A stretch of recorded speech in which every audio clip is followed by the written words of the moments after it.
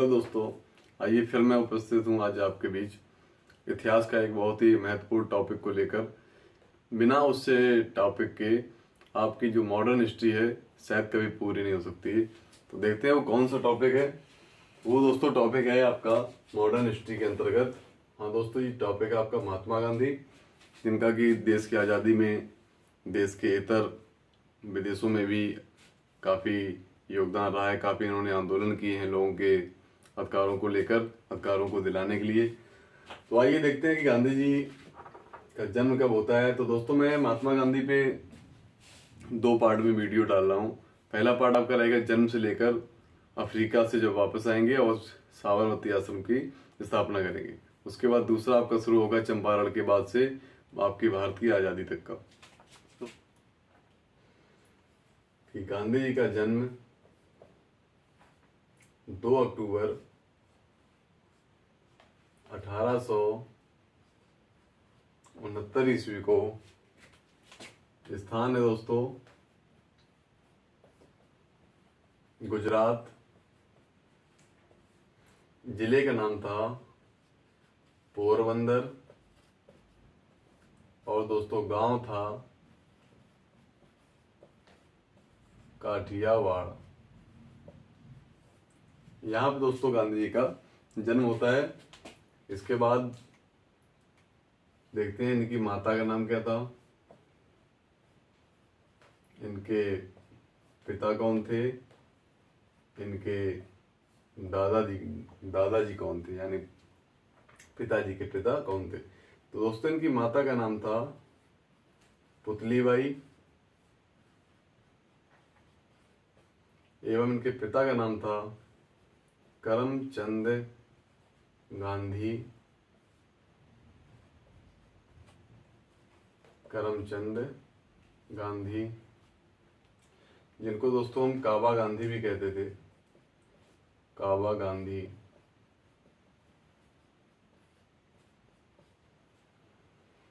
दोस्तों इनके दादा यानी कि इनके जो बाबा थे उनका नाम था उत्तम चंद गांधी। उत्तम चंद गांधी। इसके बाद दोस्तों बड़े होते हैं, इनका विवाह होता है। तो देखते हैं आगे। इनकी पत्नी का नाम था कस्तूरबा गांधी। कस्तूरबा गांधी। इनको दोस्तों गुजरात वाले प्रेम से बा कह के भी बुलाते थे। तो जब इनकी शादी हुई थी गांधी जी के साथ, तब दोस्तों इनकी उम्र थी 14 वर्ष और गांधी जी थे उस समय 13.5 वर्ष के। अर्थात गांधी जी अपनी पत्नी से 6 माह छोटे थे। इसके बाद दोस्तों बात करते हैं संतान की। गांधी जी की संतान कितनी थी? तो दोस्तों इनकी 4 संतानें थीं, जिनमें की 2 नाम हैं दास के नाम पर और 2 हैं लाल के नाम पर। तो देखते हैं कौन से थे दास के नाम से। तो दोस्तों एक तो थे आपके रामदास, दूसरे नंबर पे देवदास। इन दोनों नामों को दोस्तों याद करेंगे हम रामदेव नाम से। बाबा रामदेव हैं आपके योग गुरु, तो उन्हीं के नाम से दोनों इनके 2 दास पे बेटे हैं, उनके नाम याद हो जाएंगे। राम से रामदास, देव से देवदास।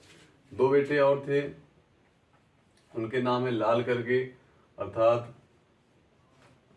हरिलाल, और अगला नाम है मणि लाल। तो दोस्तों इनको हम याद करेंगे हरी मणि। कि मणि किस रंग की है? हरे रंग की है। तो हरी से हरीलाल, मणि से मणिलाल। तो दोस्तों ये हो गए इनके 4 रियल बेटे। एक व्यक्ति और थे जिनको इन्होंने गोद ले लिया था, यानी कि उनके तथाकथित पुत्र माने जाते थे। उनका नाम है, वो इनके पंचम पुत्र के रूप में माने गए हैं, और उनका नाम है दोस्तों राय बहादुर। राय बहादुर जमुना लाल बजाज। ये राय बहादुर की उपाधि दोस्तों उनको अंग्रेजों के द्वारा दी गई थी। नाम था जमनालाल बजाज। यही उपाधि उन्होंने जलियांवाला बाग कांड के बाद इन्होंने लौटा दी थी अंग्रेजों को। तो दोस्तों ये हो गया इनका परिवार। इसके बाद आगे देखते हैं। अब दोस्तों गांधी जी और बड़े होंगे। पिता जो कि राजकोट में दीवान हैं, तो पैसे का विशेष अभाव नहीं है, तो अब वो पढ़ने के लिए, पिताजी की भी इच्छा उसमें थी। उसमें एक क्रेज चल रहा था देश में अपने, उसमें वकालत लोग ज्यादा सीख रहे थे, ज्यादा पढ़ रहे थे, क्योंकि बहुत से ऐसे अधिकारों का हनन हो रहा था अंग्रेजों के द्वारा, कहीं और भी कई राजाओं के द्वारा। तो उसकी पूर्ति के लिए लोग अपने मुकदमा इन लोगों को देते थे कि हमारे आप मुकदमा लड़ें और मुझे मेरे अधिकार दिलाएं। तो गांधी जी को भी उनके पिता ने बैरिस्टर की पढ़ाई के लिए, वकालत की पढ़ाई के लिए इंग्लैंड भेज दिया। तो दोस्तों ये पढ़ाई के लिए अब इंग्लैंड जाते हैं उच्च शिक्षा के लिए, और उसके बाद दोस्तों ये वहां से लौट कर आते हैं पढ़ाई पूरी करके 1891 ईस्वी में। तो 1891 ईस्वी में दोस्तों इनकी पढ़ाई पूरी होती है और ये लौट के इंडिया आ जाते हैं, भारत आ जाते हैं। तो दोस्तों इनके एक बचपन के मित्र थे दादा अब्दुल्ला, वही गुजरात के रहने वाले थे, इनके काफी करीबी थे। तो उनकी व्यापारिक कंपनी थी, तो उनका भी कुछ विदेशों में मुकदमे वगैरह पेंडिंग में पड़े हुए थे, चल रहे, तो उनका भी अधिकार हनन हो रहा था, नहीं वो जीत पा रहे थे उस मुकदमे को। तो इन्होंने सोचा क्यों ना अपने इस बचपन के मित्र को मैं ये मुकदमा सौंपूं। तो गांधी जी को उन्होंने मुकदमा अपना दिया, और गांधी जी उनके मुकदमे को लेकर अब अफ्रीका जाते हैं। तो इसके बाद 2 साल बाद अभी अफ्रीका जाएंगे दादा अब्दुल्ला का मुकदमा लेने के लिए। तो दोस्तों गांधी जी अफ्रीका जाते हैं 1893 ईस्वी में दादा अब्दुल्ला का मुकदमा लेने के बाद। अब दोस्तों जब ये अफ्रीका पहुंच जाते हैं, तो अब ये वहां पर पहुंचकर कुछ, क्योंकि वहां पे जाते ही इनके साथ एक दुर्घटना हुई थी। ये फर्स्ट क्लास एसी में यात्रा कर रहे थे, और लोगों ने इनको वहां से धक्का मार के उतार दिया था अंग्रेजों ने। वो कहा था कि अश्वेत यानी कि काले लोगों को फर्स्ट क्लास से डिब्बे में यात्रा करने का कोई अधिकार नहीं है। तो गांधी जी ने उन्हीं के इसके अधिकार के लिए वहां पे आंदोलन किए, और उन सभी अश्वेत लोगों को ये अधिकार दिलाया कि हम भी किसी भी डिब्बे में यात्रा कर सकते हैं। यार 1 साल बाद अर्थात 1894 ईस्वी में नाटाल कांग्रेस की स्थापना करते हैं। इसके बाद 1901 ईस्वी में, ये बीच में कुछ समय के लिए इंडिया आए हैं, लगातार वहां नहीं रहे, तो कुछ समय के लिए आए हैं। तो दोस्तों जैसा कि आपको मालूम है कि 1885 ईस्वी में A.O. ह्यूम, जो स्कॉटलैंड के थे, एलन ऑक्टेवियम ह्यूम, उनके द्वारा भारत में भारतीय राष्ट्रीय कांग्रेस की स्थापना की जा चुकी थी, यानी कि आंदोलन करने के लिए एक भारतीयों को मंच मिल चुका था। तो उसका 1901 में एक अधिवेशन हो रहा था कोलकाता में, जिसके अध्यक्ष थे दिनसाई तुलसा वाचा, ये थे वहां पे अध्यक्ष। तो गांधी जी उसमें भी भाग लेने गए थे, पहुंचे थे। तो पूछा था गांधी जी सबसे पहले किस अधिवेशन में भाग लिया था, पार्टिसिपेट किया था। तो दोस्तों 1901 में कोलकाता वाले में।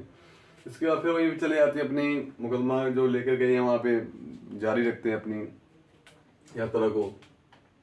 तो दोस्तों 1 साल बाद अर्थात 1902 ईस्वी में अब महात्मा गांधी वहां पर एक आश्रम बसाएंगे, यानी अपने पैर जमाना शुरू करेंगे, अपने लोगों को अनुयायी बनाएंगे और लोगों को जागरूक करेंगे कि कैसे हम अपने अधिकारों को जाने, कैसे हम अपने अधिकारों को सरकार से कानून के द्वारा वापस लें। तो दोस्तों 1902 ईस्वी में ये अब अफ्रीका में स्थापना करेंगे टॉलस टाय आश्रम की, जोहान्सबर्ग।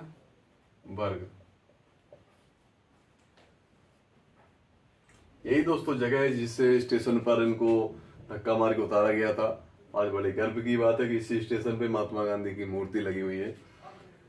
अगले बार इसके बाद 2 साल बाद फिर से 1904 ईस्वी में इन्होंने एक और संगठन बनाया, एक और आश्रम की स्थापना की, जिसको हम कहते हैं फोनिक्स आश्रम।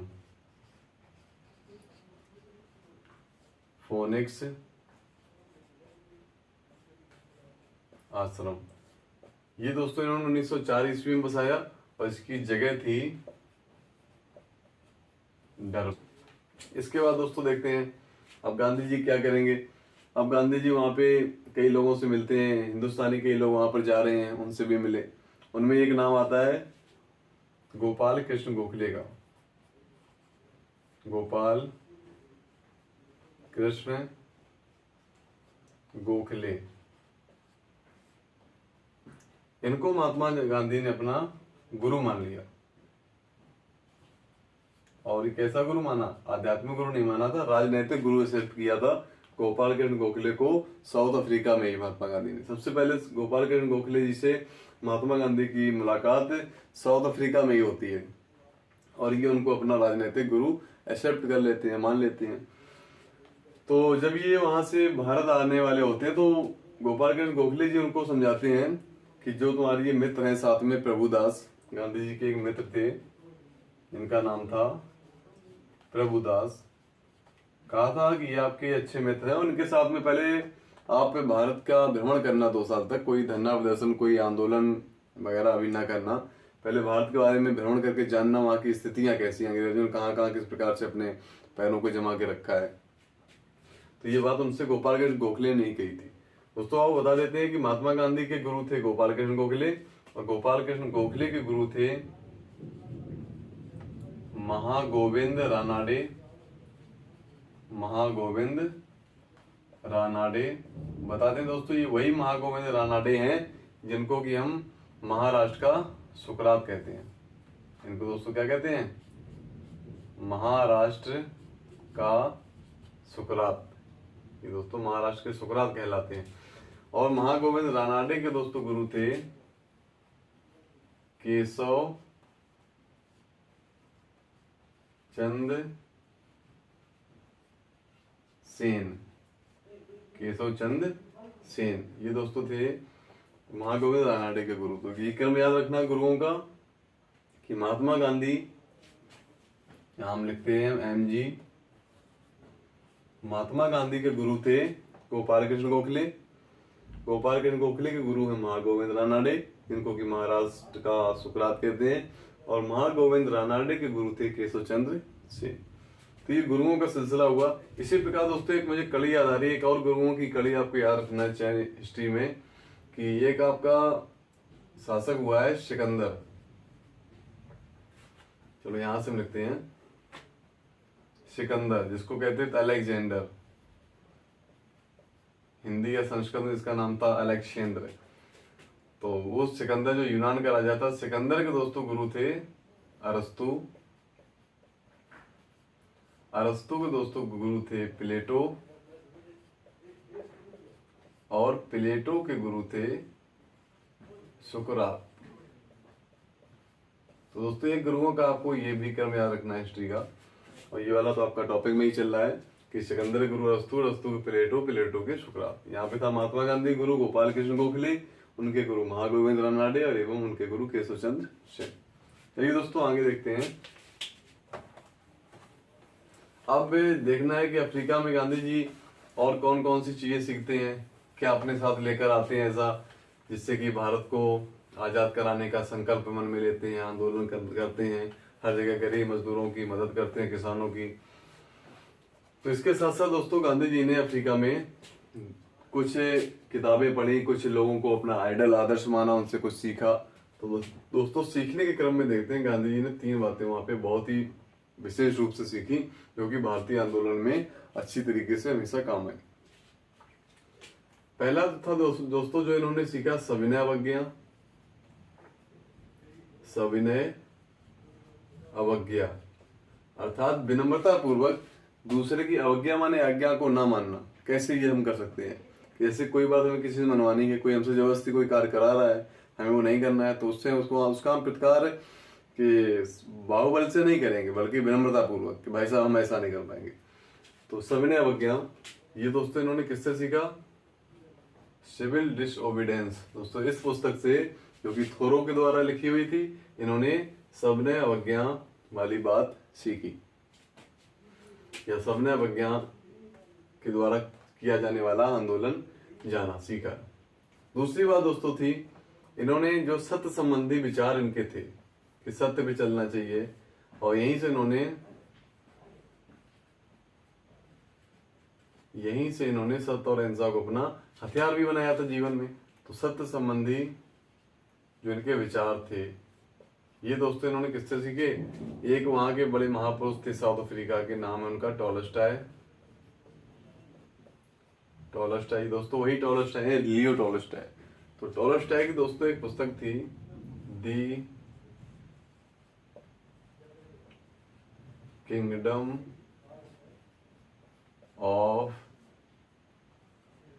Is within you. इस पुस्तक से दोस्तों, जो कि टॉलस्टॉय की थी, इस पुस्तक से इन्होंने सत्य संबंधी विचारों की ताकत जानी कि सत्य पे चलने के बाद, सत्य पे चलने से हम कभी भी ये पराजित नहीं हो सकते हैं। परेशान तो हो सकते हैं लेकिन पराजित नहीं हो सकते हैं, हमें जरूर अपने अधिकार वापस मिलेंगे। और तीसरी जो दोस्तों बात थी, वो उन्होंने सीखी सर्वोदय की, कि किस प्रकार से हम सर्वोदय अर्थात फिर से अपने समाज का जो गिरा हुआ हिस्सा उसको फिर से कैसे हम पुनर्जागरण में परिवर्तित कर सकते हैं, कैसे समाज के अधिकारों को फिर से वापस करा सकते हैं। तो ये दोस्तों इन्होंने सीखा था सर्वोदय। एक राइटर थे, उनका नाम था जॉन रस्किन।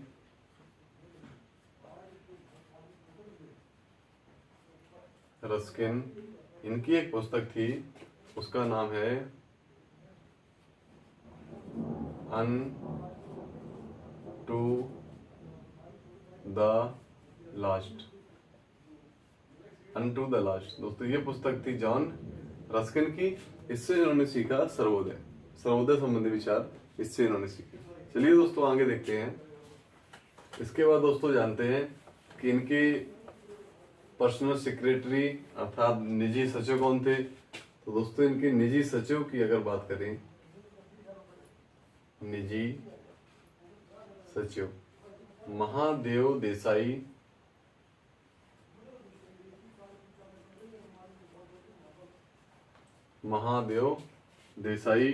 एवं प्यारे लाल, ये दोस्तों इनके निजी सचिव थे। मित्र का नाम मैंने आपको बताया था, मित्र थे इनके दोस्तों प्रभुदास, जिसके साथ ये 2 साल भारत में आने के बाद 2 साल भारत का भ्रमण करते हैं। इसके बाद दोस्तों देखते हैं इनके प्रिय भजन के बारे में जानते हैं कि इनका प्रिय भजन क्या था। तो दोस्तों फर्स्ट नंबर जो इनका फेवरेट भजन है वो था वैष्णव जन तो तैने कहिए, वैष्णव जन तो तैने कहिए। ये दोस्तों गीत जो या भजन है ये लिखा था नरसिंह मेहता ने।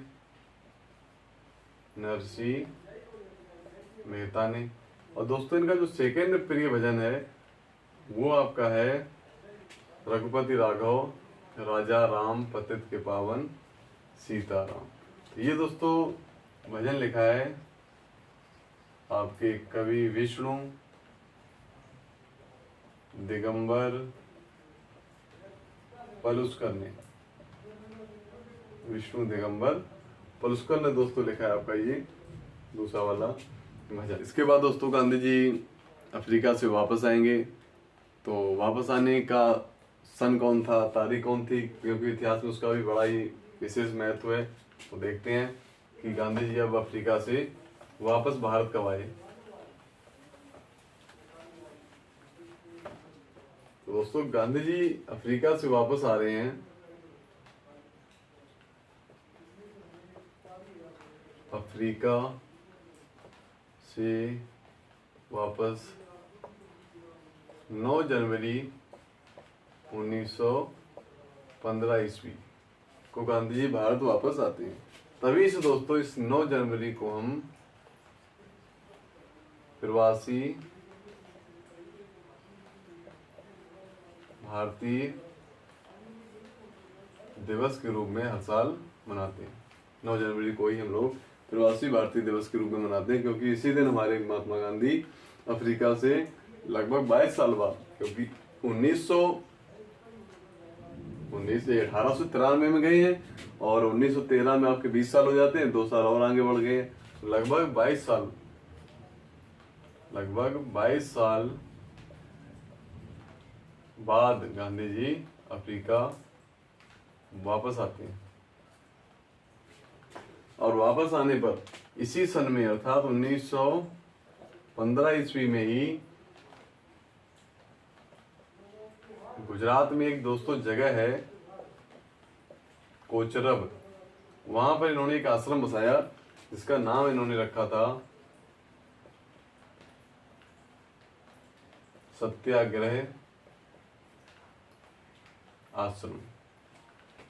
अब दोस्तों 1516 का ही समय भारत में प्लेग महामारी फैल चुकी थी, तो वहां पे आश्रम नहीं इनका रह सका, लोग काफी संक्रमित होने लगे, तो उनको मजबूरी वहां से अपना आश्रम स्थानांतरित करना पड़ा। और वहां से ले जाकर इसी आश्रम को दोस्तों उन्होंने स्थापित किया जाके गांधी जी ने साबरमती नदी के किनारे, और इसी आश्रम का नाम फिर उन्होंने 1917 में रख दिया साबरमती आश्रम। साबरमती आश्रम। तो ये दोस्तों कथा रही आपकी 1915 तक की, जो कि पहला पार्ट आपका है ये। अब इसके बाद गांधी जी चंपारण जाएंगे नील खेती के लिए, सत्याग्रह भारत में पहला का सत्याग्रह करेंगे, क्योंकि विदेश विश्व में तो पहला सत्याग्रह इनका अफ्रीका में ही था, तो भारत का पहला सत्याग्रह गांधी जी चंपारण बिहार में करेंगे। दोस्तों ये जानकारी आपको हम सेकंड वीडियो में देंगे, वहां से लेकर जो भी इनके और अन्य आंदोलन है वो आपको सेकंड पार्ट में देखने को मिलेंगे। धन्यवाद दोस्तों। अच्छा लगे तो लाइक, सब्सक्राइब एंड शेयर जरूर करें।